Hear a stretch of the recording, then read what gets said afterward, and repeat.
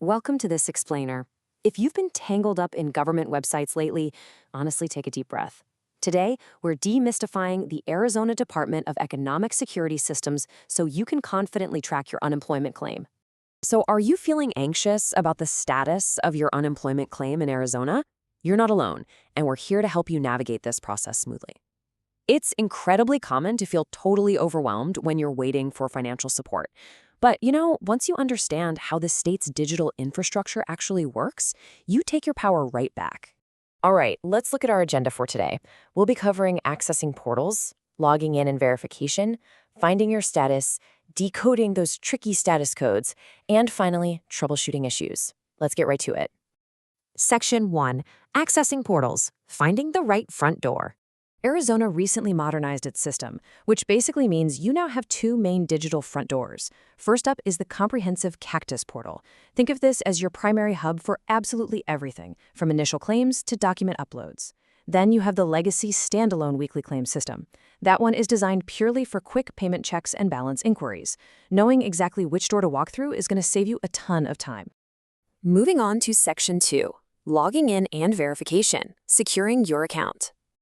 If you're a first-time user, or hey, if you've simply lost your login info, getting back into the Cactus portal takes 3 specific steps. First, just navigate to the Cactus sign-in page. Next, you have to explicitly select individual as your user category. That's what triggers the credential retrieval link. And finally, the system hands over your username and prompts you to establish a new secure password.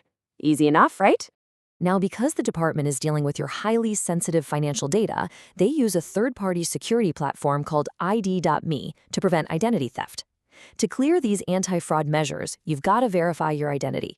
It's a really quick self-service process. You upload an official government-issued photo ID, you submit a live video selfie just to prove you are actually you, and then you confirm your personal details. Once ID.me gives you the green light, boom, you're routed right back to your benefits. Section 3. Finding your status, navigating the dashboard.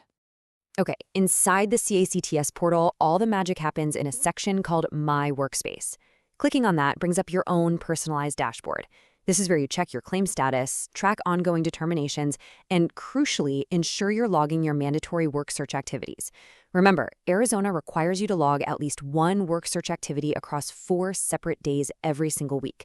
The great thing is, this portal automatically pulls that data right into your weekly certification. But hey, if you just want to check if a payment cleared and you don't really need the whole Cactus dashboard, the legacy standalone system is a total fast track. Just type in your 9-digit social security number and the 4-digit PIN you made during your initial setup. From there, pick View Payment Info from the drop-down menu, and you get an instant snapshot of your remaining monetary balance and your processed weeks. Section 4. Decoding status codes, what those numbers actually mean. This part is so incredibly important. When you check your status, you aren't always going to see helpful words. You're mostly going to see numbers. Seeing a 01 is the absolute goal. That means your full payment is approved and your funds have been sent. Awesome, right? A 10 simply indicates your first mandatory waiting week, which is unpaid, so don't panic there. However, if you see a 12, it means your claim is paused for an adjudicator's review. And a 00 means an unpaid week due to an active hold. Now, if your claim does have a hold on it, the system uses specific disqualification codes. For instance, a code 10 means benefits are denied because their records show you voluntarily resigned without good cause. Codes 50 and 81 are super serious. Those denote fraud investigations or false statements. The one you are really hoping to see here is 99. That literally translates to no issue, meaning your claim is totally clear and good to go. Section 5. Troubleshooting issues, overcoming roadblocks. Let's start with a really common, totally panic-inducing error message. You log in and see a big notification that there is no record of your social security number. First off, take a breath. Your identity hasn't vanished.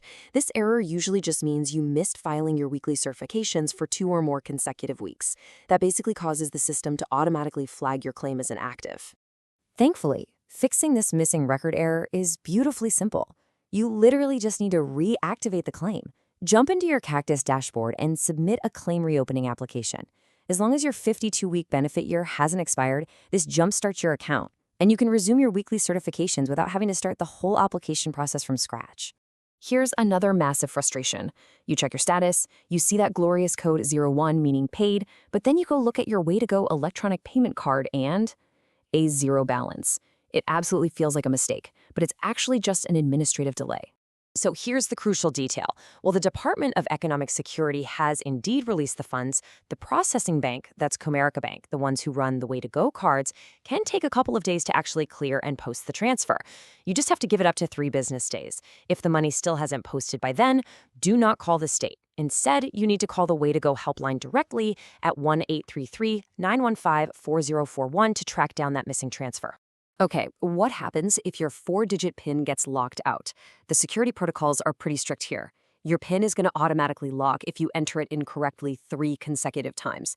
But surprisingly, it will also lock up if the system catches you logging in from multiple devices simultaneously. Say you have your phone and your laptop logged in at the exact same time. The system views concurrent logins as a potential fraud attempt, and it just freezes the account to protect you. And understanding that is the key to the fix. You have to clear that fraud flag. First, log out everywhere. Close all those tabs on your phone, your tablet, your computer, whatever you have open. Then, open a single, fresh browser window and go directly to azui.com/reset. By reducing all that digital noise down to just one connection, the system relaxes, lets you establish a new PIN, and you regain access securely. Finally, keep in mind that you are automatically registered with the mandatory AZ Job Connection database within 2 days of applying. If you get locked out of that specific system, first, just try the automated forgot password link to get a quick text or email reset. But if that fails, shoot a really detailed email to their help desk at dershelpdesk@azdes.gov. Make sure to include your full name, date of birth, mailing address, and the last 4 digits of your social security number. They'll need all of that to manually unlock your profile. Just a quick disclaimer before we wrap up today's explainer. Please note that this explainer provides general information and may not reflect the latest changes in Arizona's unemployment procedures. For the most current and personalized advice, always refer to the Arizona Department of Economic Security website or consult a qualified professional. So you now have the exact roadmap required to decode your claim status, bypass those frustrating technical glitches, and take complete control of your benefits. Now that you hold the keys to navigating Arizona's unemployment infrastructure, what other bureaucratic black boxes can we demystify for you next? Keep exploring, stay informed, and thanks for learning with us today.